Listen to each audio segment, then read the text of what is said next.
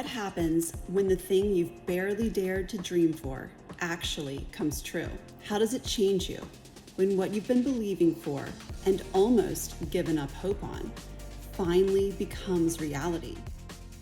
The Redefining Possible podcast spotlights guests with stories of insurmountable odds who have witnessed the impossible become possible with God.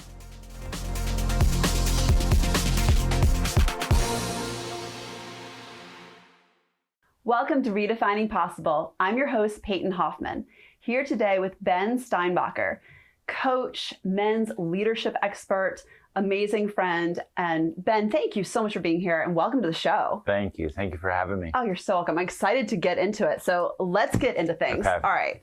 You are coaching men into their purpose, into healing, very specific, calling and assignment on your life here, which I love.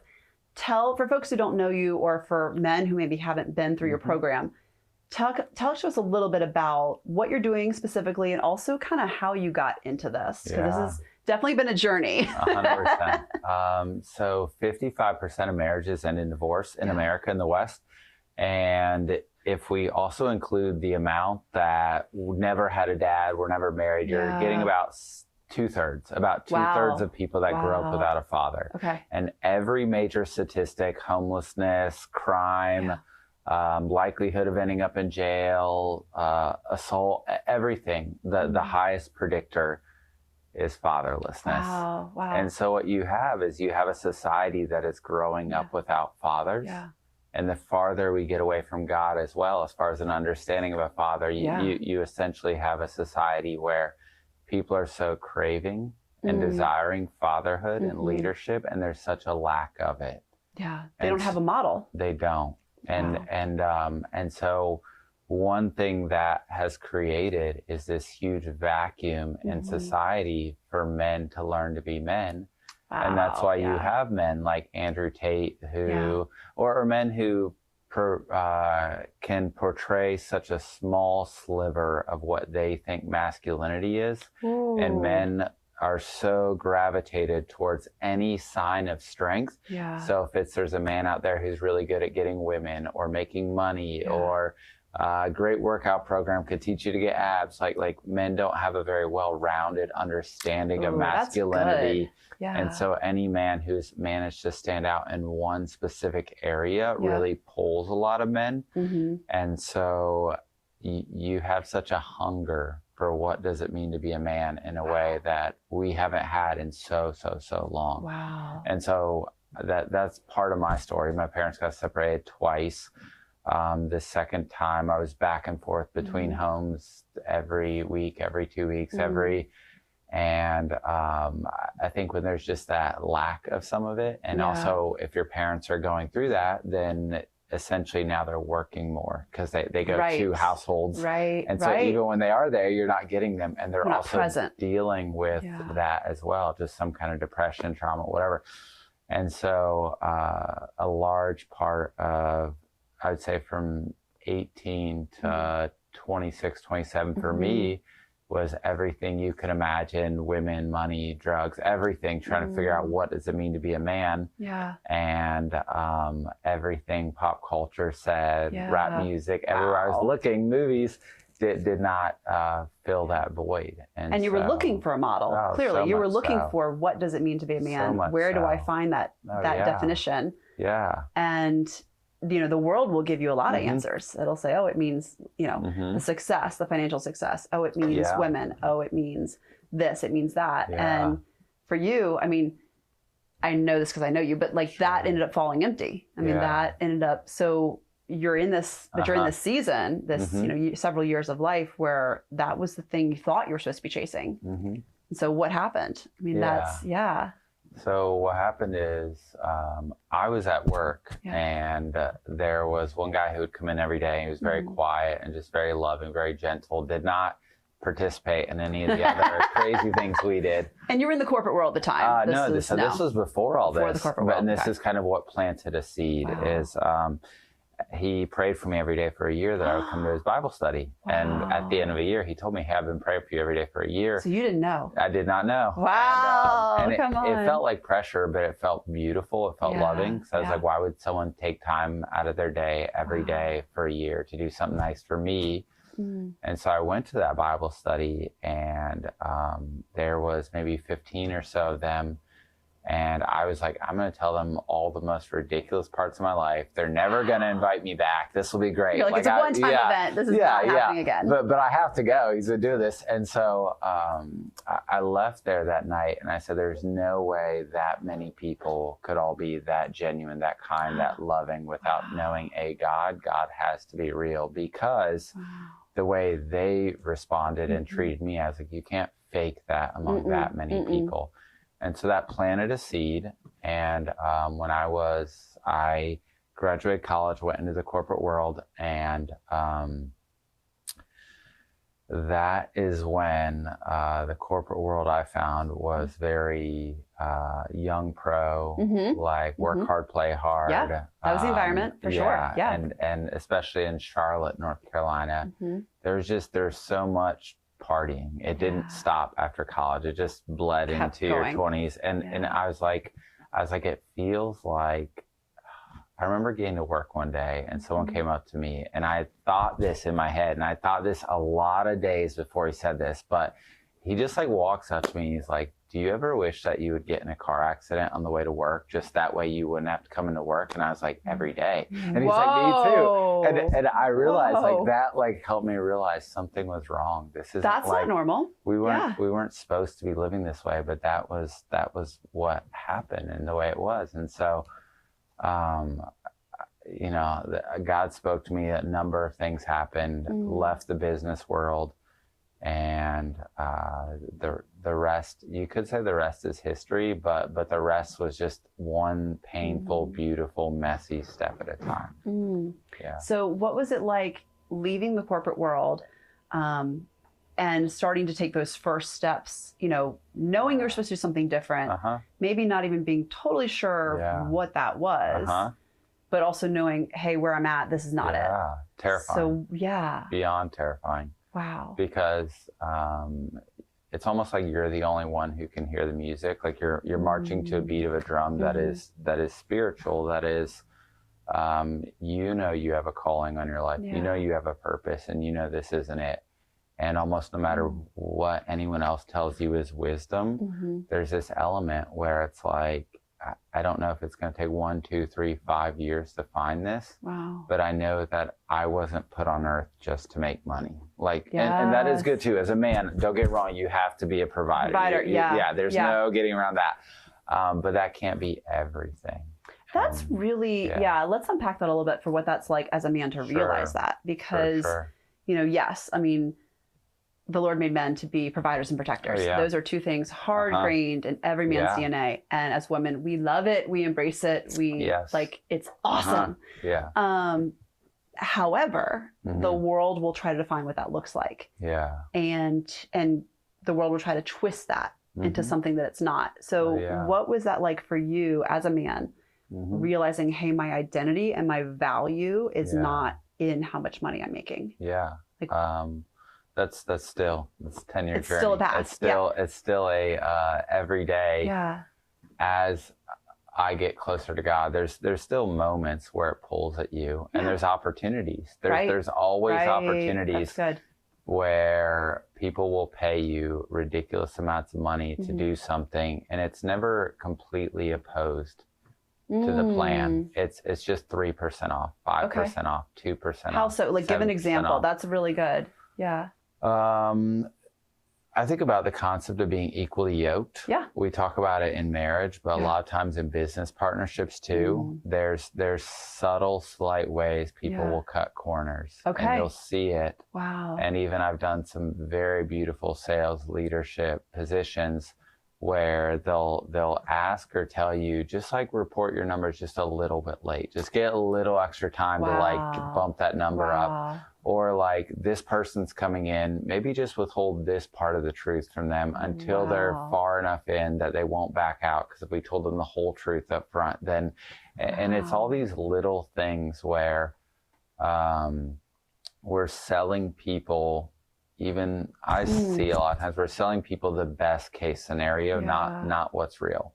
Well, and it sounds like it's, you're being asked to compromise. Oh yeah. And it's just kind of like, whether, it may seem like, hey, 97% of this is good. Oh yeah. But hey, there's this little bit, like you gave the example of, hey, just, maybe just don't share this piece yet or later. And so you could tell, okay, this is, I'm going to have to compromise my integrity to do that. And that's a no-go for sure. Yeah. And I think as a man, going back to the question you asked, there's also, am I compromising the dream that God has put on my heart? Because this is what I'll say, and I'm sure you can relate to this more than anybody else. I don't know if this is a man-specific thing, but there's a dream that God's put on your heart, and then there's also being practical in some ways. And so like for me, I think I've built a business over the last 6 years, and I've also done practical things because you have to build your savings account. You have to, like, if God gives you a vision, it's up to you to prepare for it or to do things with it. And so there are times, but there's also times where I'll find myself leaning too much on the comfort because it's quick, it's easy, it's money today. Versus like right now I'm helping write a book and for a client, and then I'll start writing my own book, and writing my own book is going to be a level of like, can you wait 6-8 months and put in work? And even if it's what you feel God's calling you to do, but you're not getting paid for it that day. And so it's very tempting to do the things that will make you more money in the short term and keep putting off what God has asked you to do long term.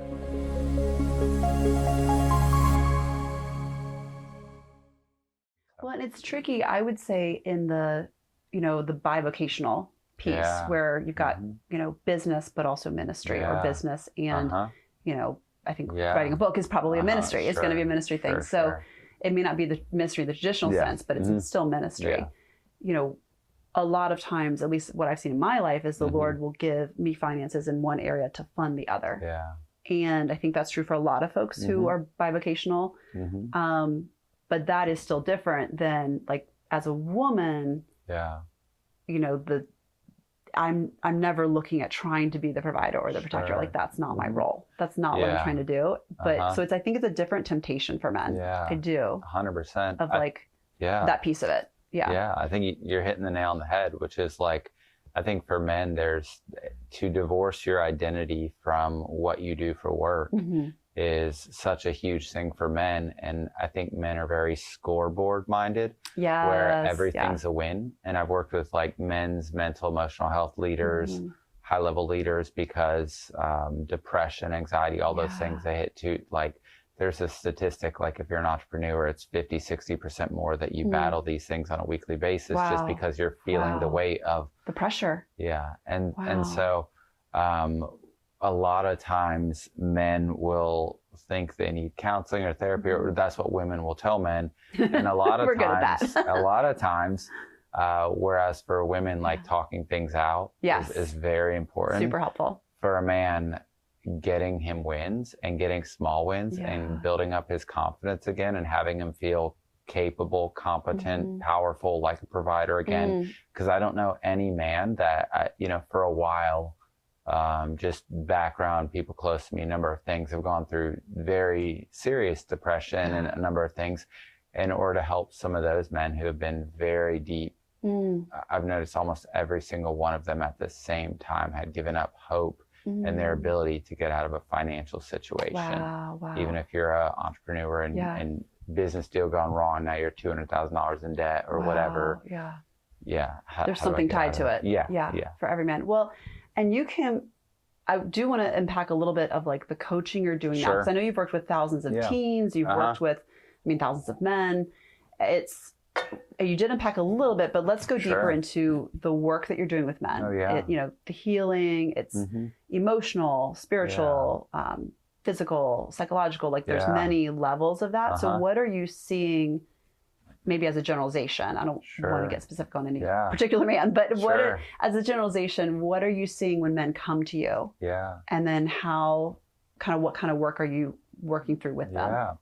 So The two biggest things that impact the direction of our life are, one, what we believe about God, and then two, what we believe about ourselves. Yeah. And most of us make up our view of God. Even if we don't believe in God, we'll call it the way the world works, or just the laws of the universe, or the world is this type of place. Even people who don't believe in God will still make up those rules based on who their dad was their first 5 to 10 years of life. So if dad, you only got love from him when you performed, did stuff right, people then attribute that to God. Yeah. And even they can be saved 10, 15 years and they still have that, see God through that lens. Yeah. Wow. And so almost every man that I've worked with, and going back to fatherlessness, they believe that they have to perform for love, because that's almost always, when your parents get separated, dad not around a lot, that's almost one of the only ways you get attention or noticed. Wow. And then the other thing is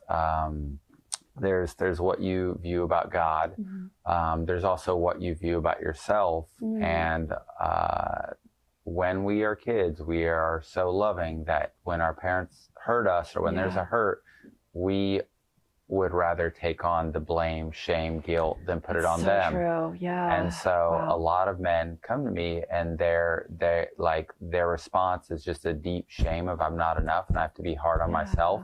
And maybe if I'm good enough, I can get my parents to stay, or maybe if I'm good enough, I can fix this situation. And so men are very good at beating themselves up. Almost every man, there's a thing that they've studied, most of the world's millionaires, billionaires, and they have three things in common. And one of those three things is a very deep insecurity, crippling insecurity, the most successful people, and a need to prove themselves. So it's overachieving, overcompensating for that. Yeah. And so one of the biggest things that I do with men is, one is I help them separate their identity from their success. So good. That's one of the first things. Yeah. Two is I really teach them how to celebrate and be proud of themselves, because it's not what you do. Even a man can be winning crazy. Yeah. But he doesn't see himself as winning, and it's never enough. Wow. And that's one of the biggest things a lot of men carry is it's not enough. I'm not enough. I have to do more. I have to do more. I have to do more. And most men will not look and say, hey, I've grown 30% since last year, or income has grown 30%, whatever.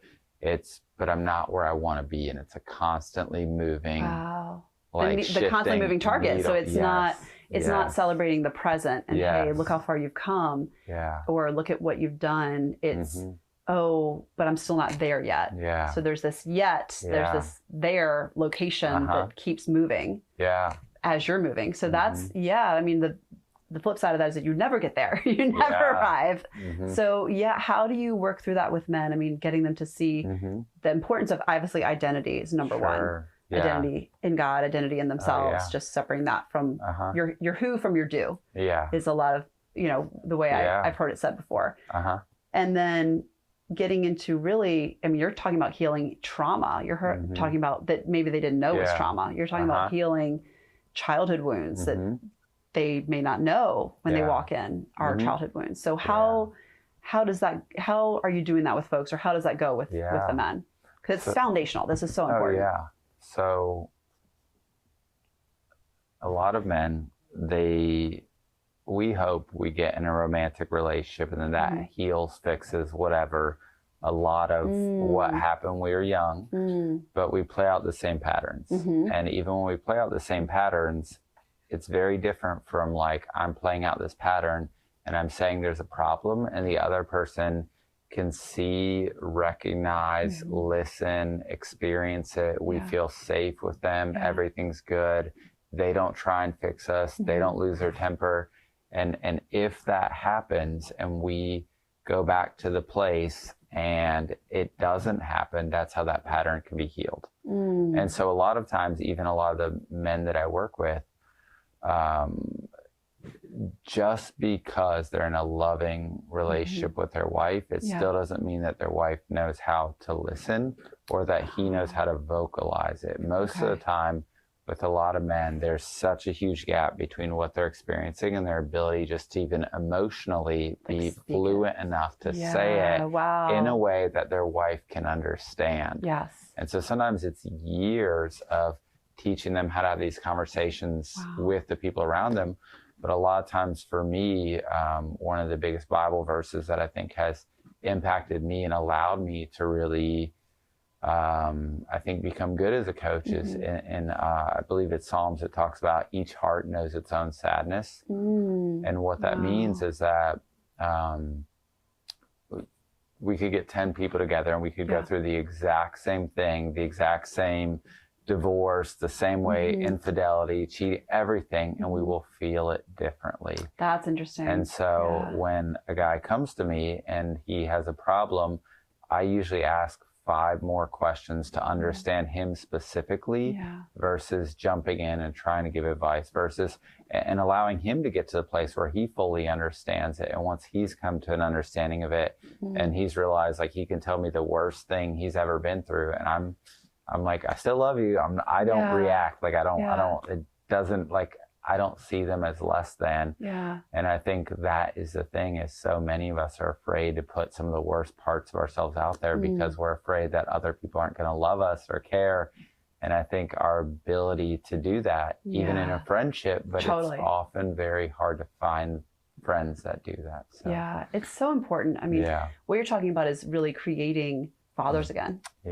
You know, and that's, I mean, it's an epidemic of fatherlessness around the world. It's not just here. And I know you've spoken globally, you've like 22 countries or something on emotional health. And, you know, this is a topic you're very well versed in. Sure. But to your point, a lot of men, I mean, even just think about men in LA, not so well versed, you know, and I think the big thing is, it's not that they don't feel it, it's that they don't know how to express it, or they don't know how to talk about it. Because they were not given that as kids. So, I mean, so talk about, just back to your story, like coming into this, taking these steps. You've had your own business for 5-6 years now. COVID. You know, okay. So talk about that, because that's what happened to me too. So it was, if you follow God, I think for many of us, it was a push that very few of us wanted. But yeah.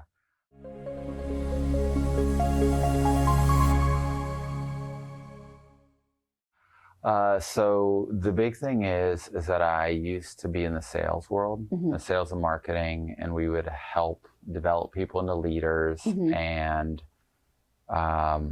a big part of that was that there was always a performance aspect, though. So we learned so much about how to develop leaders, so much about how to give feedback, so much about how to encourage people. But at the end of the day, the scoreboard still said whether we fired you or promoted you. Wow. And so, I realized that after a while, it's like, I love you so much, but if you can't sell, we can't keep you. And that was the truth. That's so hard. And that is the reality of most men who find a mentor, is it's at work.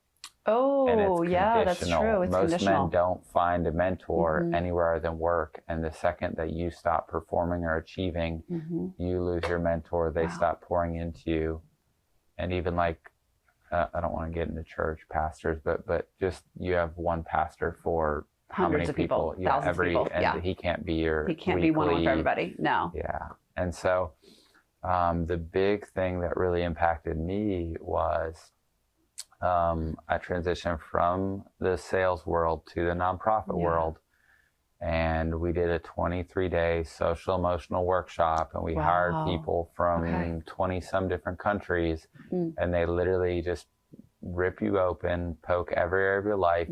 And you realize like how little as a man I've learned to be vulnerable. And I also learned that shame happens in isolation, healing happens in community. And so I think for many men, like I've realized even, can I create a brotherhood? And so even a lot of my work started being, can I just create groups? Like even you think of a church small group, even a lot of church small groups can still be very intellectual, where we're all going to come together and we're going to share what we know about the Bible, and we're going to say good things, but you leave and you're like, I actually don't know how that guy's doing. And so a lot of what I realized is we need spaces that are deep enough that men are actually going to talk about the real things. We need men to be able to talk about, like, you really blew this conversation with your employee, and now they can see that as a leader, you're incredibly insecure in this way, and you have to go back and clean it up. And you feel very vulnerable at work because now they know who you are. And you're going to have to own that. Yeah. And well, you're talking about community and accountability, which are two things that, you know, a lot of men actually shy away from at times. So creating healthy community and also a safe community, I mean, is paramount, but then also creating a community where in safe community, you have accountability. Yeah. And I love that's how it all kind of started for you, was creating this place where you and others could be accountable to one another. Yeah. But also could say, you know, where you could say to somebody, hey, man, you really blew that. Like you messed up. Yeah. Because it also, for men, you know, they don't want to hear that. And so it needs to be said in a way that is so loving, but also in a way that's safe. Of like, hey, I'm only going to tell you that if I really see it this way. I'm not here to criticize you. And so I think that just creating that safe brotherhood community is so important. I mean, and I was just thinking on that note, for folks who are in LA or in, you know, actually really meant anywhere, that don't have that. Yeah. I mean, any advice? I mean, any ideas that just maybe they don't have that for themselves? Yeah. So I would be lying if I said I didn't struggle with this too. Even in LA, one thing I found very hard is making friends. And I would say that because I've had rough seasons, times where you hit people up, you're going through things. And sometimes in LA, the response is, hey, it's a busy month for me. Let's grab a drink next month. And LA. so there's sometimes like you kind of have to, someone told me, you moved to LA, you got to fight for community. You got to fight for friendship. And a thing that I've realized is I don't think you actually get friendship most of the time unless you're willing to be the leader and to go first and to be vulnerable as a guy and just to admit, hey, I kind of need a little more friendship. Like, I kind of need a little more. And I don't think I've ever opened up and not been somewhat surprised at the reception, but it's, as a man, you're going to have to go first. Like with other, I would just say anyone, like I think very few people are willing to have that conversation of like, hey, I'm just going through a lot. I feel a little lonely. I could use another friend, or I could use more friendship. And so I think it's that. And it's also, as far as vulnerability goes, one thing that men do where we shoot ourselves in the foot, and I don't think we realize we do it, is most of the time when people ask how you're doing, you'll say fine or good. Yes, and that's the start of every conversation. So every single conversation starts off super shallow. Yeah. Super shallow. And the most practical advice I give any man is just actually answer with a sentence, not a word. Oh, that's good. So like, I'm feeling a little bit stressed this week because I'm moving is very different than fine. Yeah. And or I just have a lot going on right now because I'm transitioning jobs. And it leads to a conversation. It leads to being known. It leads to letting people in. And so we have to find little practical ways to let people in and to go first and to invite conversation, to invite depth. Yeah. And a lot of men, I would say, I'm not saying they don't need me or a coach or whatever, because there are things that someone who's trained is just going to know how to get there 10 times faster. Right. But a lot of the start of things can happen with just really, really, really good friendship. And community. Yes. Yes. Wow. And I just say friendship because sometimes like you can find one friend or two friends. And I think you're so blessed. You've created great community. You have great community around you. And sometimes you see people and you're like, how do they have all that community? You're like, I'd be happy with like 2 or 3 people like that. So it's interesting. I'll say for me, also it's the difference between, I think, men and women. Yeah. You know, I am deeply relational. Yeah. Always have been. Also worked in the corporate world before I came to LA in a place where I was traveling every week. And even my first year or so in LA, I was on the road every week. Wow. So I was, you know, in context of that role, forced to make friends weekly, forced to be the one who's like, hey, you know, I've never met a stranger. Like it just, and you know, not just like, how are you, but more like, what's going on in your world? I will remember their wives. I'll remember their kids. I'll remember, you know, who got upset at this other person last week, because partly that's just women are gifted in that way. But also I was trained in that in the corporate world because that was my life. You know, that was my work. And so for me, and you know, what I will say, the gift the Lord gave me, many, many gifts, but one of the gifts he gave me when I moved to LA was the 5th day here. I knew maybe one friend, a couple friends from the East Coast.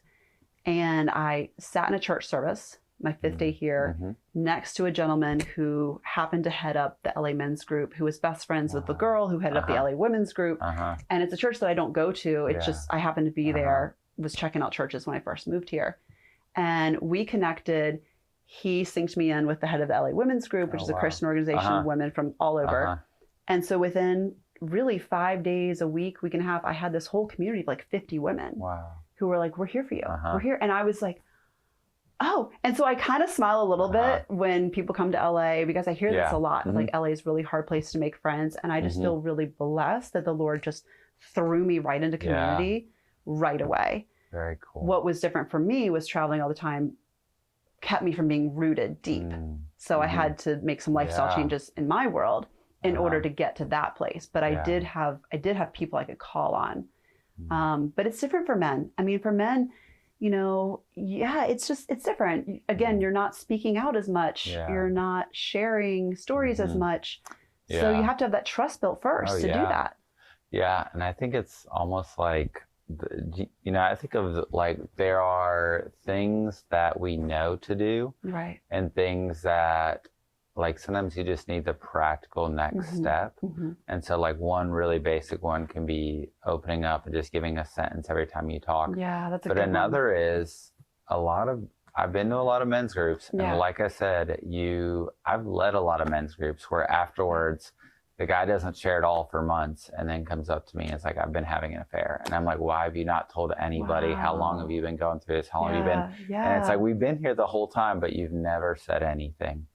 And I think that can be really tough when you're just like, men a lot of times sometimes don't know how to go deep. And the thing that I've found is every single time I've been in a co-ed group, women just already have. Women already, they know how to do that a lot, is to open up. And so it kind of gets men out of their head, which we can naturally stay in a lot. And actually we realize like you can be in your head, and then when a woman like starts crying or says like, I'm feeling lonely as a guy, you're like, well, I've never thought of saying that, or I've never, you know. And so a lot of co-ed groups have just been very beautiful places for men to learn practical skills. Because you just kind of learn sometimes how relationship works, and you see it from a variety of different ways. That's really good. So I think if you go to a church, a co-ed group can be very, very good. The other thing I would say is men learn and connect through doing a lot. And so it's like even my pastor, I was over at his house and we were just helping clean out his garage the other day. And a lot of times like the best conversations I've had have been with gym partners where we're just working out or doing something together, because the way men work is if we're working on something together, we naturally talk. But if you put two of us together, sitting across from each other, grabbing coffee, it's like a learned thing. It's not something a lot of men know. If you're a pastor, great. But if you're just a normal guy, like, and you sit down across from another normal guy, like you kind of have to have a little bit of a structure or something for some men. Because it can feel super awkward. You're like, I haven't shared, you know, if you haven't been in that environment where you just sat and shared with other men and you don't have that background, you know, that can feel, I totally can see that, where that could feel super weird to men. And also an activity is just, it's a bonding experience too, where it's like, okay, this is also helping this other person become a safe person. You know, again, I think you know, I think of the, you know, your example of the man who was in the men's group for a long time and then confessed he was having an affair. And it's like, that's the moment he felt safe to share it. And you can't, you know, that's different for everyone. And there's no, you can't rush that, but also, you know, it's like, oh man, really wish you had shared that earlier, because we lost so much, there's time, but let's nip it in the butt now. Like, let's take care of it now.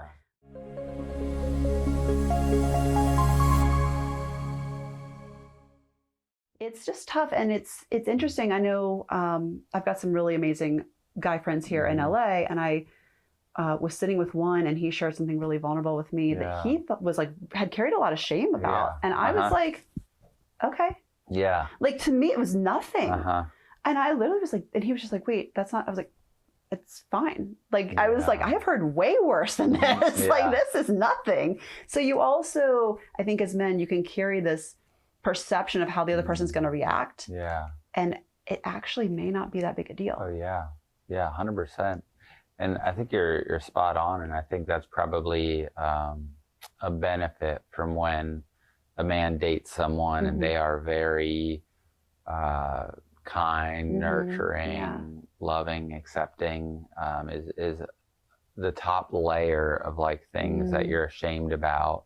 You get to know them and they don't make a big deal out of it. Like, and then you realize, none of this was that big of a deal. Yeah. What's that like? I mean, just as a man, because I can share, my side of it as a woman being in that situation, but as a man, undoing the layers of shame, because you talked about men carry a lot of shame from whatever happened, whether it was childhood or whatever. Yeah. What's that like, digging into that with other men and undoing those layers? Yeah.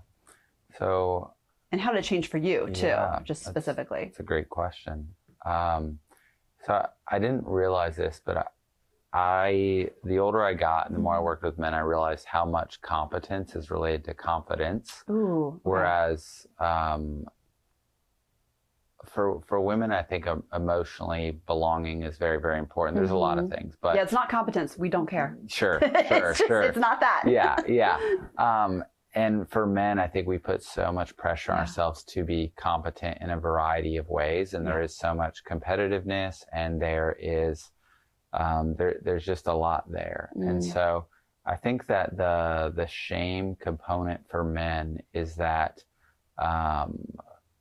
it's kind of in your face growing up. Like, when you're picked, like, if you're on the playground and you're picked towards the back, or you compete in things, if you're one of the star people or not. Okay. And the majority of men aren't going to be. There's 5-10% that are one of the stars. Yeah. And the rest is just learning to come to terms with all these other parts of yourself.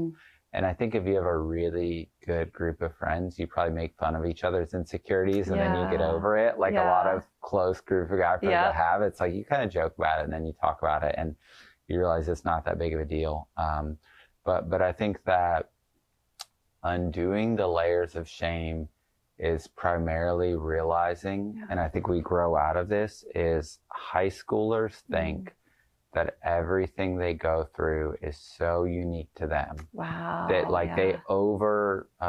they make everything they go through like this very specific, individualized, I have a problem. Wow. This is such a big deal. Like, I'm the only one experiencing this. Yes. And that's also a lie from the pit of hell. Yes. So let's just put that out there. Yes.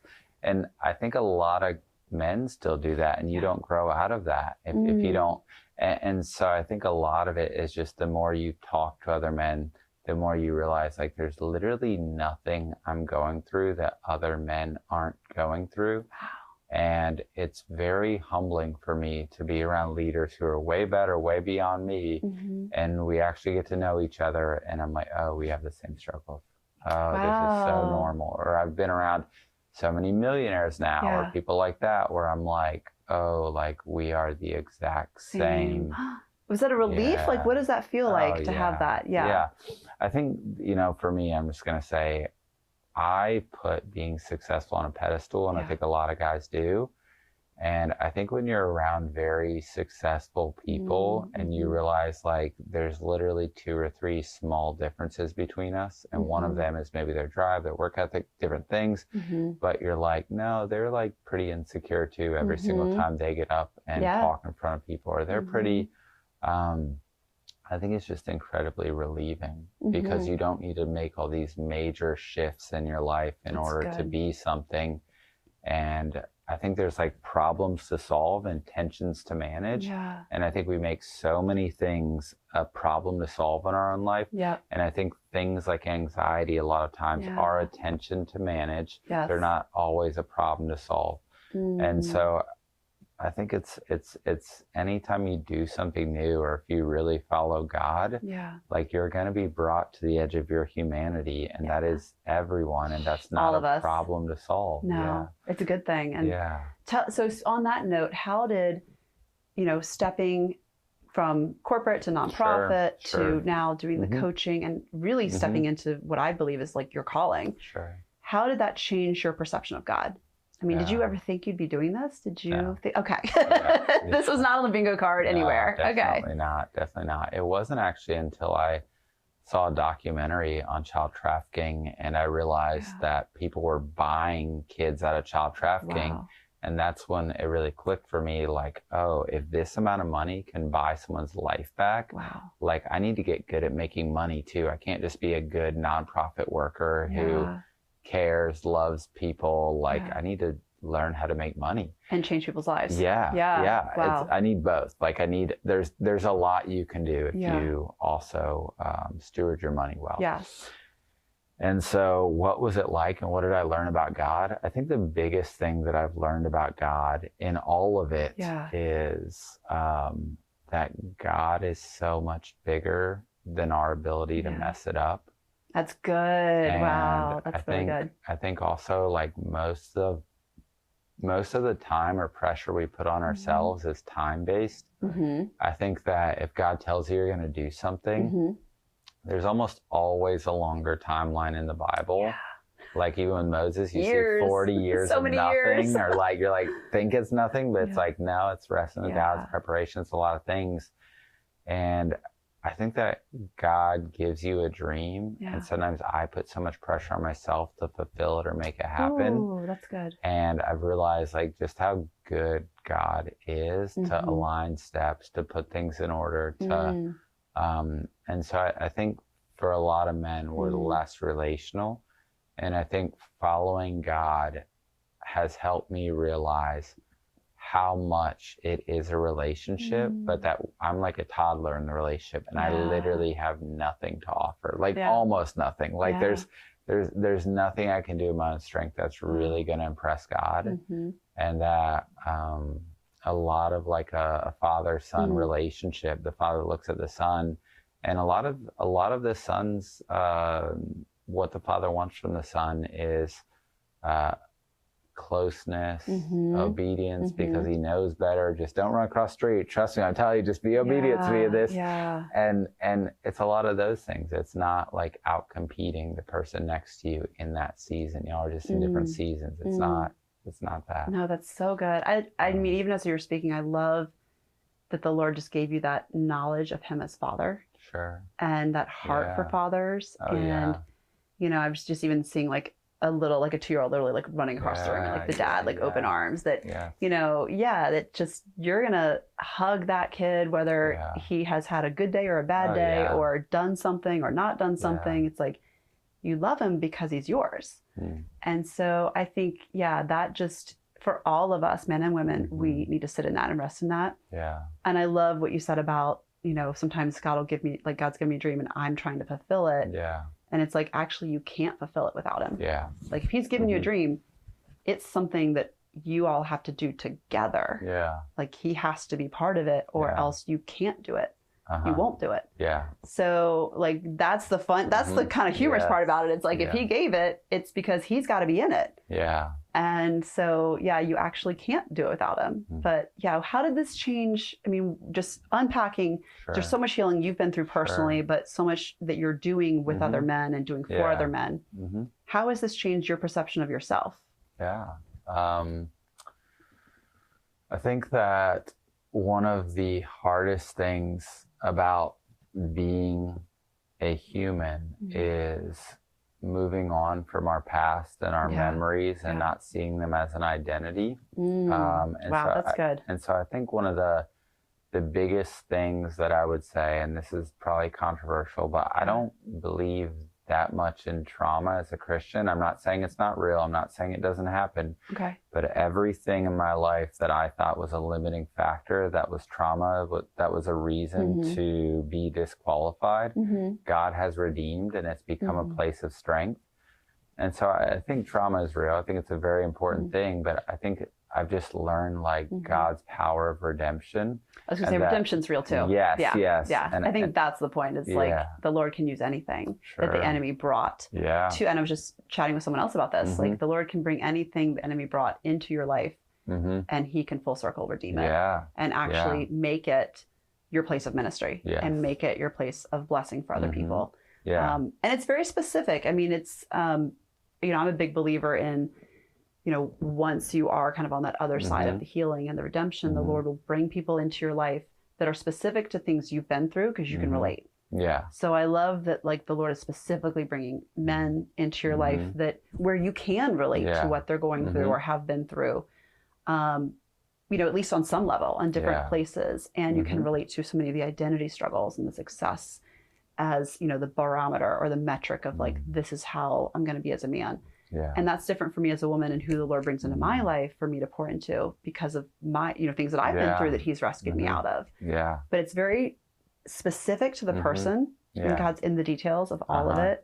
And I love that. I love that he's really resetting and giving you a picture of full circle redemption through this for you. And reset your identity in your, for you as well, which is crazy. And I think there's resetting our identity. And sometimes I wonder if there's like an identity that we've yet to fully discover. Ooh. Like, I think that, at least for me, I think a lot of what I thought my identity was rooted in the first 18 years of my life. Yeah. And I think those are, that God has a plan for all that, a purpose. There's, God can redeem things. And I think there's also, like, as we come to God, there's so many other things he brings out of us. I love that. That maybe seem bigger or more significant. Yeah. And so I think there's also that, like, I've learned to see my identity so differently the closer I get with him. And I think things that seem like big building blocks were very, very small. And I think things that didn't seem that big at all, I was like, oh, that was a constant theme throughout my life. I just didn't realize it because I was only looking at my ability to make money or to be good at this or this. So yeah, I love that. Yeah. Well, so for those who aren't, want to get in touch with you after this, I know you have a great leadership thing coming up for men. So can you tell us where they can find information on that, when that is, and then also how they can get in touch with you too? Yeah. So my Instagram is just my name, Ben Steinbacher, but it's Ben_Steinbacher_. Great. And that's the best place to get a hold of me. Everyone's social media. I thought about maybe pulling a Bob Goff where he just puts his cell phone number in his book. Yeah. Did you know he did that? He gets hundreds of calls a day now just from random strangers. He picks up like every single one. That's amazing. It's pretty crazy. But yeah, the big thing of the leadership program is in the business world or in a lot of worlds, what gets you promoted is being a super high performer. Yeah. Outperforming people, which a lot of times we learn through being hard on ourselves, we learn through being a perfectionist, we achieve through all these ways, and then you get to being a leader, and right away those are all the things that makes you a bad leader. And there's all these social emotional skills, all these relational skills, all these empowering other people, all these not being competitive, all these humility, all these encouraging other people, things that we've almost never had to apply in our career up until then. And now these are all the things that our employees need. And so that's a lot of what this program is with leadership, is teaching all those things that haven't been taught: the social emotional skills, the relationship, the communication, the leadership, the encouraging, all those things. And do they reach out for information on the program, reach out to you on social media too? Amazing. Yeah. So if men are interested in being a part of the program, they can ping you, Ben_Steinbacher, and learn more about it and where to go to get the resources they need. I love it. Well, Ben, thank you so much for being on. Yeah, thanks for having me. Yeah, it's so fun. We can definitely do a part 2, part 3, part 4 in the future. There's so much to unpack. And I just so appreciate you for being here. Oh, so thank you. Thank you all for joining us on this episode of Redefining Possible. Once again, I'm your host, Peyton Hoffman. I cannot wait to see you next time.